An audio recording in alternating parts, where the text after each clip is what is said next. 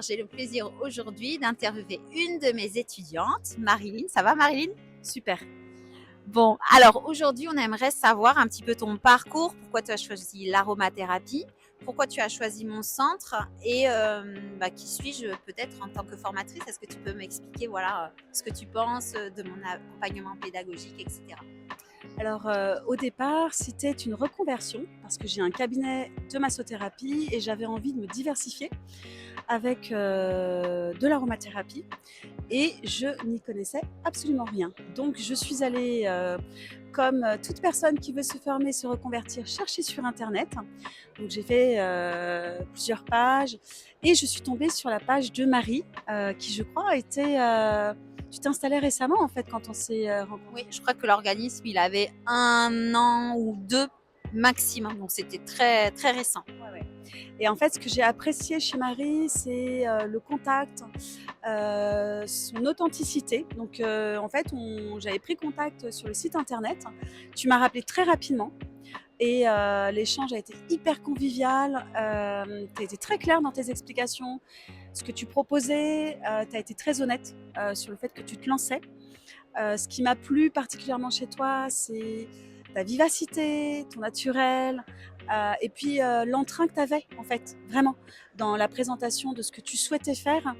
Le fait que tu sois docteur en pharmacie, pour moi, ça a été quelque chose qui m'a vraiment convaincue aussi, parce que je cherchais quelque chose de qualité, et j'avais besoin d'être rassurée sur ce qu'on me proposait.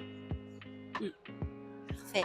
Et aujourd'hui, dans ton activité, alors comment tu vois un peu l'aromathérapie? Est-ce que tu avais déjà utilisé l'aroma avant de faire la formation? Alors moi, j'ai vécu un petit peu à Madagascar, donc j'ai découvert les huiles essentielles là-bas. J'ai eu la chance d'aller, de rester quelques jours sur un site où on faisait des extractions, en fait, avec un alambic artisanal. J'ai trouvé ça fascinant. Donc, c'était l'huile essentielle essentiellement de Ravinsara, mais pas que. Et là, c'était une première expérience, mais ça date de très longtemps. C'était en 2005. Et puis, c'était parti un petit peu dans les oubliettes. Le fait de masser, je me suis rendu compte que les gens étaient sensibles au toucher et qu'ils étaient sensibles à l'odeur. Et j'avais envie d'associer le toucher à tout ce qui pouvait être olfactif, parce que je me rendais compte que le bien-être passait aussi par les sens.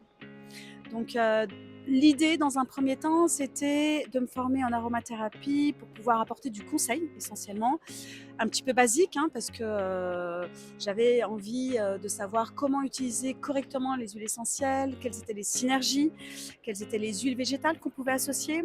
J'ai découvert avec Marie toute la qualité aussi qu'on pouvait trouver dans les eaux florales, qui sont une très belle alternative pour les femmes enceintes, pour les personnes âgées, pour les enfants. Et en fait, ce qui est très rassurant avec toi, c'est que tu nous guides, tu nous accompagnes. Dès qu'on a une question, tu es toujours présente. Et ça, c'est extrêmement rare, je pense, dans les formations, d'avoir quelqu'un qui soit présent. Et moi, j'ai voulu vraiment l'intégrer à mes soins, parce que pour moi, c'était complémentaire.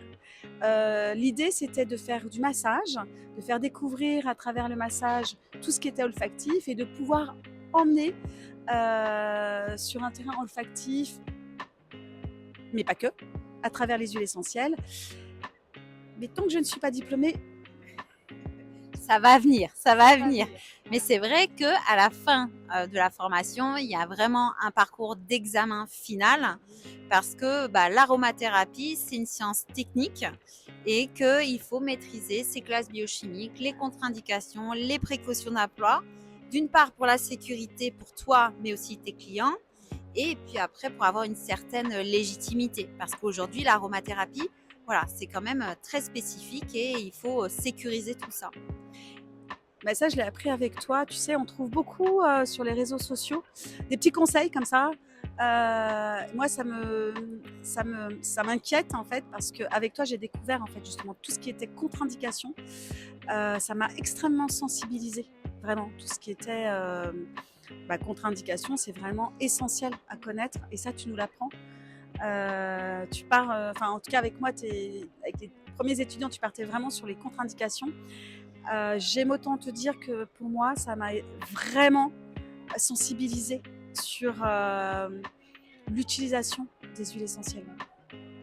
Très bien. Et aujourd'hui, est-ce que tu aurais vraiment à me dire, voilà, quel bénéfice tu as ressenti en faisant ma formation?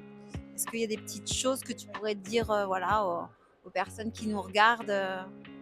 Alors oui, même si je ne suis pas encore diplômée, j'ai appris beaucoup de choses. Donc, je ne pars plus sans certaines huiles essentielles, grâce à toi. Donc, j'ai toujours dans mon sac avec moi soit de l'huile essentielle de lavande, soit de l'huile essentielle de menthe poivrée, de titri. J'utilise également beaucoup l'huile essentielle d'hélicryse. Hélicryse, ouais. Et donc, je reviens encore sur les contre-indications. Je partage beaucoup. Non, mais c'est hyper important. Je partage beaucoup sur les contre-indications. Donc, quand j'ai des amis qui utilisent les huiles essentielles, j'apporte vraiment une vigilance là-dessus. Donc, ça m'apporte une certaine vigilance. Et j'ai vu aussi que tu avais développé des stages au Maroc très complets. Ça, c'est vraiment un projet que je mets en place là depuis allez, une bonne année. Et donc, il y a 3 parcours. Un parcours plutôt cosméto avec l'aroma, qui sera dans la vallée des roses. Donc là, c'est vraiment le contexte.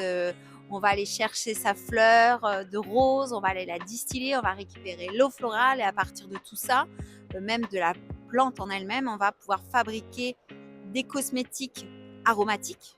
D'accord ? Et après, il y a un autre parcours plutôt olfacto où là, on part dans le désert marocain parce qu'il y a une neutralité olfactive.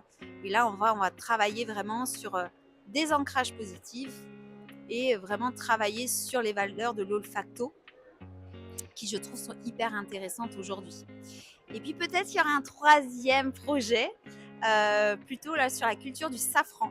Mais j'en parle pas encore trop. Mais peut-être aussi travailler autour du safran, qui est une plante aussi très intéressante. Et comme je travaille aussi en phytothérapie, bah voilà, ça sera peut-être un autre programme pour les mois à venir. Donc Marilyn, pour clôturer, donc là tu fais du massage pour le moment.